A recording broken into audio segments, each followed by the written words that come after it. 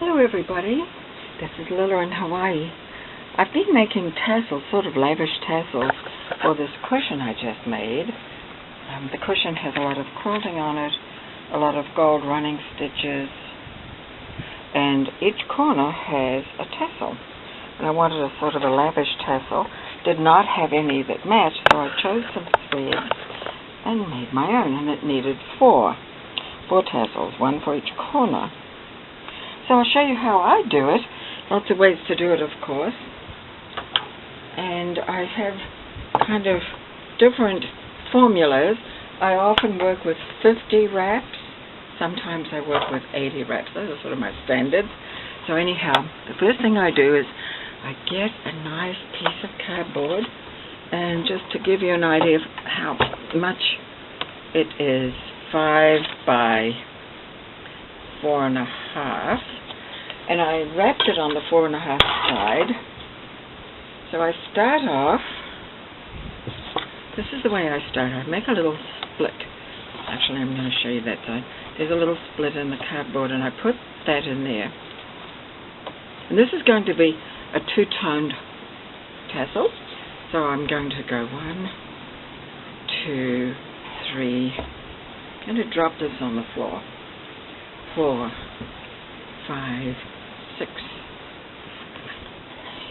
9, 10, 11, 12, 13, 14, 15, 16, 17, 18, 19,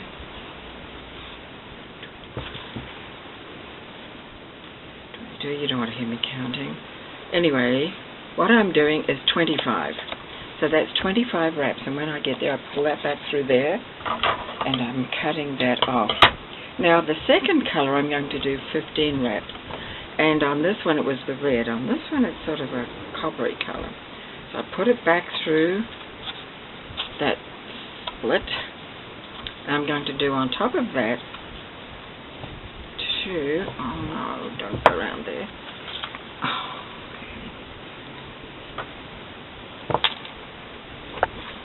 Got it all tangled around my pin. Okay.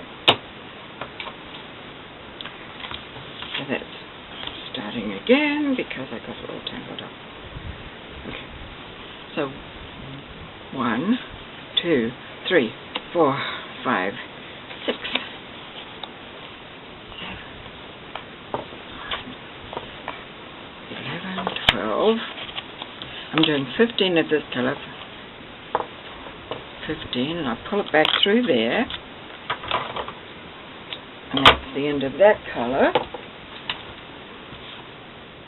And then so I wanted 50, so I've done 25 of the first color, which was this color.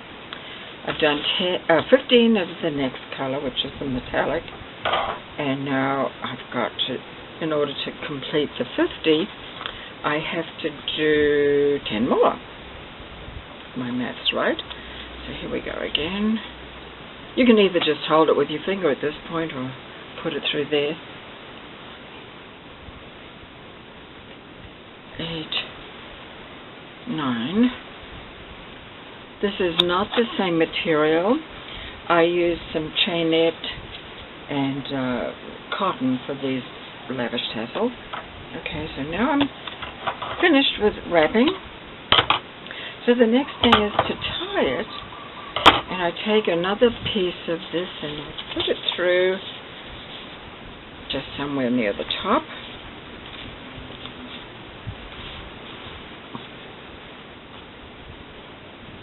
I have to have the light on today. It's rather overcast, unusual for Hawaii. Anyway, so I'm just, and it doesn't have to be real tight, this wrap. Just kind of to hold it together, basically. But if you feel like it needs tightening a little more, just tighten it once you've tied the first. Tie it again, because you'll take care of this. Now this one, leave these longs, because these are important for when you attach the tassel to the object, if that's what you're planning to do. Okay, now I have to cut it off, and I turn it over because if you notice I've got a little, like maybe half an inch, about a centimeter there. So that means I'm going to have to cut it like me to there. Okay, now here we are with this. This is quite a, as I said, quite a full one because it's not the same. So now I've got it like this. These were the first ties. So the next thing I do is I'm going to use the same material.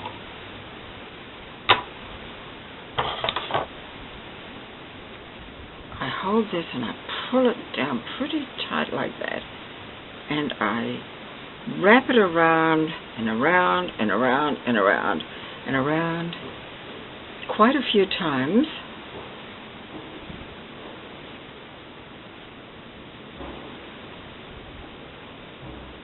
And then tie a knot for that. I'm going to have to put it down. I can't cope with it like that. Trying to hold with the camera, I can't do that. Okay, so now I'm doing a good tight knot. That's called the neck. Now sometimes what I do is I bead this part, or I could wrap it with some trim. That would be nice. Okay, so now you'll notice that there are a couple of long ones that don't need to be there, so I'll go ahead and just cut those off. Now, of course, you can cut this as long as you like. And that metallic that I added was one that curled, so it's giving it a kind of a funky look. You could use, like on this, just straight, so it doesn't curl up like that. But anyway, another way to stop that is to dunk it in water. So when it's like this, there you have it. And usually what I do is I take a little glue and I just glue the knot.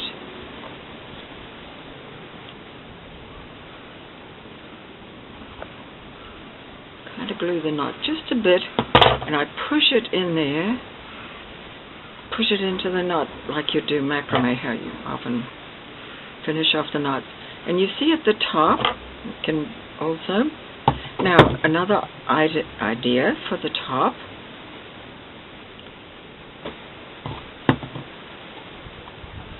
I have something, sometimes you can put a bead on the top. I won't be able to put one on because I don't have a big enough hole bead, but you can add a bead to the top of this, like so. In that case, you would take the yarn. I don't think I can do it with this. Let's see if I can. Sometimes you have to just thread on a different material.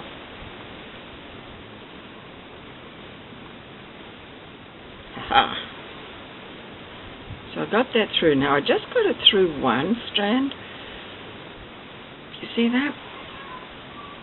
And in that case, what I would do, I would tie an overhand knot at the top of the bead.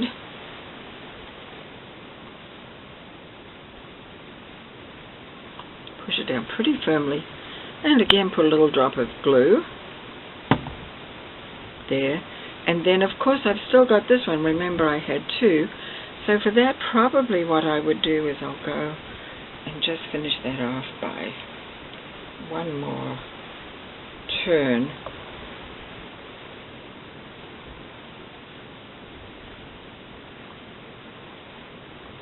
And then just fasten that off and glue it as well.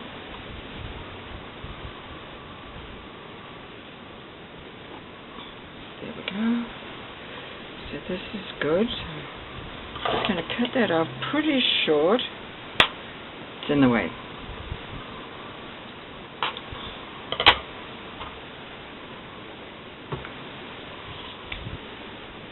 Anytime I tie a knot on these kinds of things, I glue it, because you know you don't need to get it undone. Now there we have it. There's the tassel. This would be a bit too bulky for the cushion because I did it with wool, not with other yarn. And if you want to, you can give it another haircut, make it a little shorter, a little different. So I'm going to pick up the camera so you can see what I did. So this is the one I just did, the little bead on top. probably look good with a bigger bead, but there you go. And sometimes, as I said, I'll wrap beads around there. And then for the cushion, I put one in each corner of that. Now, by the way, this cushion pattern is online. It is a freebie on a website, and I'll put the name of the website down below, because I can't do that right now. I can't think what it is right now. And I copied her idea, and I happen to have these were charm squares, and it takes 9 charm squares that you sew together, and then it's quilted with hearts, free motion stitching, and then lots of running stitch with gold. You can see some of it here. Thanks for watching.